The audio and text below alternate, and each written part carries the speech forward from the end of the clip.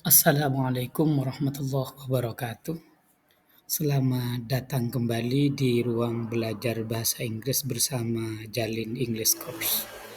Pada kesempatan kali ini, kita akan melanjutkan materi pembelajaran kita yang insya Allah ini masih bagian dari pembahasan kata kerja. Pada pertemuan sebelumnya, kita sudah belajar tentang kata kerja, yang mana kata kerja itu setidaknya dapat dilihat dari tiga bentuk, yaitu bentuk pertama, bentuk kedua, dan bentuk ketiga. Pembahasan kita sebelumnya fokus pada penggunaan verb satu. Yang penggunaan verb satunya itu disebut simple present tense. Apanya? Nama tensesnya. Ketika kalimat itu dibuat dari kata kerja gabungan dengan kata benda dan kata ganti, maka kalau kata kerjanya itu adalah kata kerja bentuk pertama, di situ disebut simple present tense.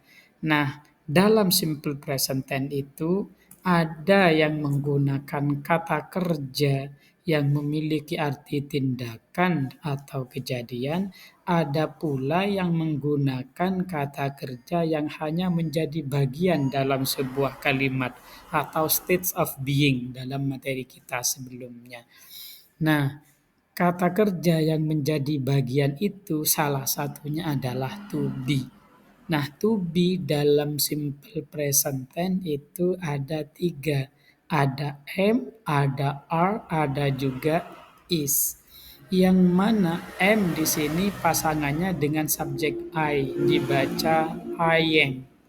Sementara are pasangannya dengan subjek you, we, they, atau kata benda jamak.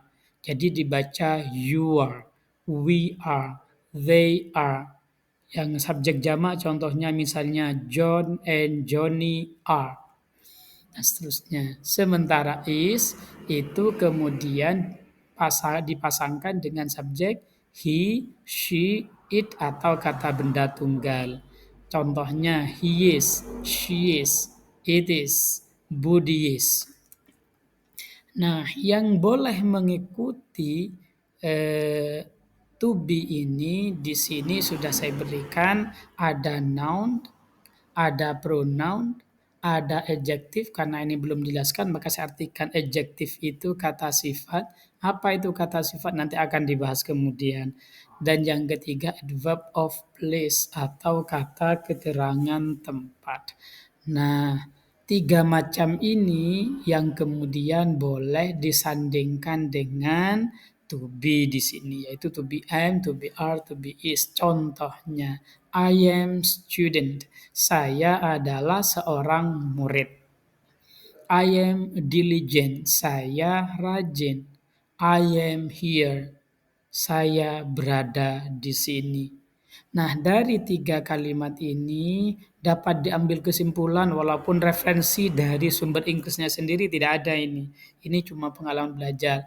Kalau to be diikuti kata benda, biasanya seringkali diartikan adalah. Ingat seringkali ya, tidak pasti. Contohnya, I am a student. Saya adalah seorang murid. Sedangkan jika to be diikuti oleh kata sifat biasanya tidak memiliki arti. Contohnya, I am diligent, saya rajin. Dan yang ketiga, jika to be diikuti kata keterangan tempat, maka biasanya to be tersebut memiliki arti berada. Contohnya, I am here, saya berada di sini. Nah, begitu sementara yang bisa saya sampaikan, kita lanjut ke materi berikutnya.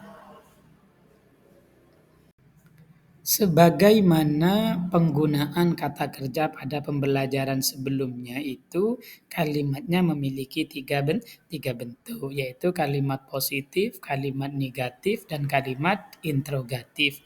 Begitu pula dalam penggunaan to be kalimatnya juga terdiri dari tiga bentuk. Hanya saja saya percepat penjelasannya. Kalimat negatif dari kalimat yang menggunakan to be cukup menambahkan not setelah to be-nya. Contoh kalimat positifnya misalnya I am a student, saya adalah seorang murid. Kalau dirubah ke kalimat negatif berarti I am not a student, saya bukan seorang murid. Yang ketiga bentuk kalimat itu adalah kalimat interrogatif. Bagaimana membuat kalimat interrogatif dengan menggunakan to be? To be-nya ditaruh di awal kalimat. Contohnya misalnya dalam kalimat positif, saya adalah seorang murid. I am a student. Dalam kalimat negatif, saya bukan seorang murid. I am not a student. Nah, dalam kalimat interrogatifnya bagaimana? To be-nya taruh di awal. Apakah kamu seorang murid? Are you a student? Jawabannya, kalau pertanyaannya apakah salah satu di antara dua. Contohnya, are you a student? Apakah kamu seorang murid? Yes, I am. Ya, saya seorang murid. Atau yang kedua, are you a student? Apakah kamu seorang murid? Murid? No, I am not. Tidak, saya bukan seorang murid. Jadi jawabannya yes, I am atau no, I am not. Nah, untuk jawaban yang lain tergantung pertanyaannya. Oke, catatan atau keterangan yang ketiga. Semua question word masuk ke kalimat interrogatif. Artinya, kalimat yang menggunakan to be, kalau mau digabung dengan question words-nya itu masuk ke kalimat interrogatif. Contohnya, siapa kamu? Who are you? Di mana dia? Where is she? Dan seterusnya. Nah, ini sengaja memang tidak saya tulis agar dapat dipraktekkan di kemudian. Catatan yang ketiga, saya baca ulang. Semua question word masuk ke kalimat interrogatif, walau terkadang ada yang memiliki fungsi tambahan seperti di bawah ini. What jika diakhiri name, maka menanyakan nama. Contohnya, what is your name? What masuk ke is your name. Nah, berarti is your name itu kan kalimat tanya atau kalimat interrogatif. Siapa namamu? Yang kedua, how jika diikuti to be biasanya menanyakan kondisi atau kabar. How are you? Apa kabar? Jawabannya I am fine. Untuk pengembangan bisa belajar mandiri sambil cari-cari kata tanya lain di internet karena caranya sama. Artinya question word itu banyak. Tidak hanya 5W1H yang dijelaskan pada pertemuan sebelumnya, tetapi banyak ragamnya, bisa dicari. Caranya sama. Kalau dalam kalimat yang menggunakan kata kerja, masuk ke kalimat interrogatif kecuali what dan who yang menanyakan subjek. Kalau masuk ke kalimat yang kalimatnya menggunakan to be, itu berarti otomatis masuk ke kalimat interrogatif semua question word. Caranya sama. Barangkali demikian yang bisa saya sampaikan. Ini materinya sebentar tapi prakteknya sangat banyak. Silakan akan saya kirim bentuk prakteknya via Word di WA, dikerjakan sesuai instruksi. Salam semangat, salam akhir pekan, mudah-mudahan sukses. Assalamualaikum warahmatullahi wabarakatuh.